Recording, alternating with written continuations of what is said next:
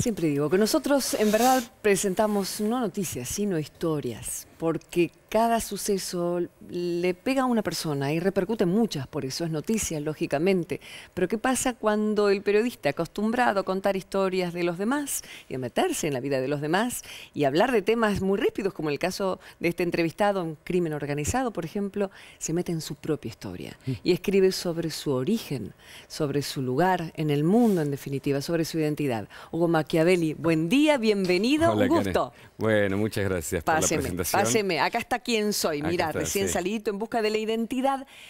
Acá está Hugo, hablando de sí mismo, y muy interesante, porque la huella digital es gran parte de tu trabajo también, ¿no? Sí, fue una elección de la editorial, en este caso el dibujo, que tiene una mirada esperanzadora sobre una problemática profunda y que incluye a más de 3 millones de argentinos que todavía buscan su origen biológico.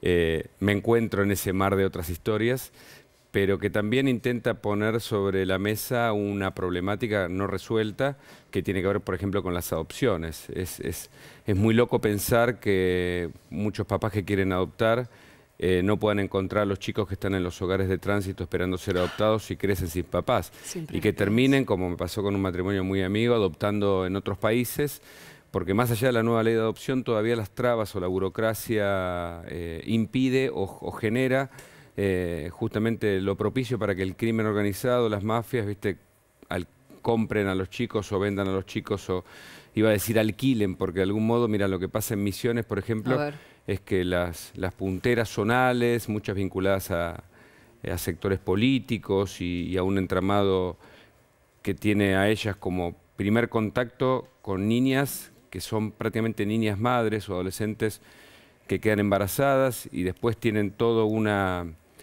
organización por la cual se conectan con abogados y hasta ha habido jueces que finalmente sacan a los chicos, a quienes se priva de la identidad, a nombre de papás que desesperados y cansados de poder adoptar o de querer hacerlo y no lograrlo, bueno, terminan, yo diría que víctimas también, aunque cómplices de algún modo, de este crimen organizado que hay alrededor de la vida, ¿no? Indagás sobre el sistema y ahí está la mirada periodística y está sí. la mirada personal de lo que te pasó a vos. ¿Cuándo te enteraste que eras adoptado? Después de los 30 años.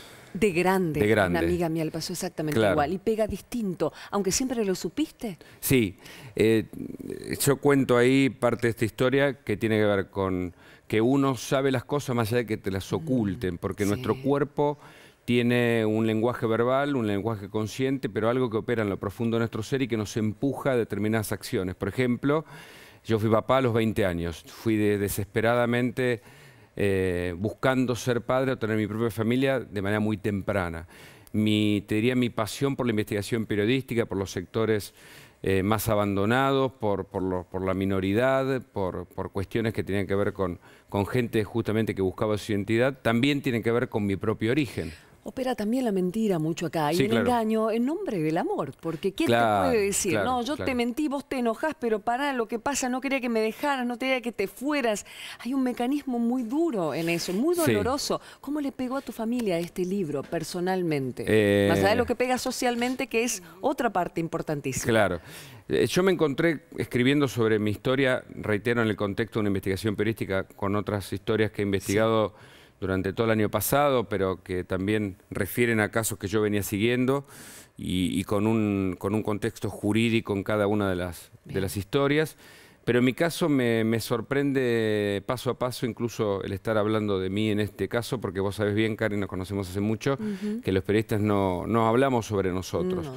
Excepto en este caso en donde yo me encuentro aportando mi propia experiencia y que ha logrado cierta identificación con mucha gente que me escribe y que incluso digo que pueden hacerlo porque estoy recopilando una cantidad de casos impresionantes de gente que todavía busca su origen. En mi familia la cuestión funcionó casi de manual como en muchos otros casos. Era una razón cultural.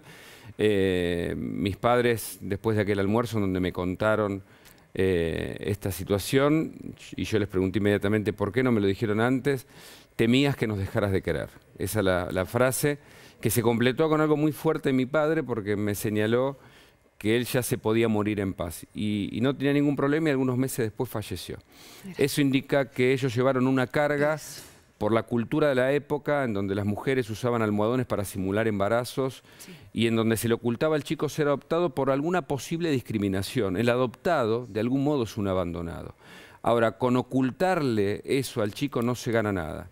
Por el contrario, te reitero, dentro de uno actúa una verdad que por más que se la quiera tapar, sigue estando y lo impulsa a una determinadas acciones que muchas veces pueden ser riesgosas. Yo cuento ahí algunas de las que tuve, más allá de que obviamente uno tiene como una mirada muy positiva porque todo aún lo negativo funcionó para bien, pero siempre es mejor decir la verdad. Y sobre eso la cultura ha avanzado, es decir, hoy ya no se pretende ocultar, o al menos creo que el libro también pone de manifiesto esto, ¿no? Y yo cuento mi historia también para contar pasos que tuve por momentos de dolor que tienen que dejar una reflexión respecto de esto. Nunca le digamos a un adoptado que no lo es, al contrario, démosle todos los derechos para que esa persona pueda buscar, si lo desea, su identidad, porque no siempre se quiere buscar el origen, pero si lo quiere, que lo haga. Yo todavía estoy en esa lucha incluso, porque de algún modo también a nivel cultural sentí que si buscaba mi origen biológico estaba traicionando a mis padres.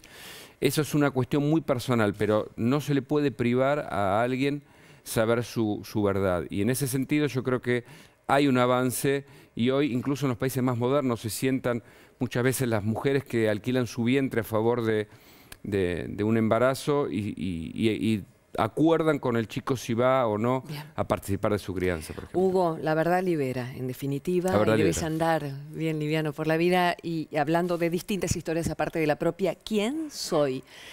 Es la pregunta fundamental y más filosófica de todos los tiempos, por cierto. Hugo Machiavelli, un placer tenerte. No, éxitos con el libro y que Muchas ayude gracias a tantos otros por esa verdad. Gracias. Gracias, Hugo.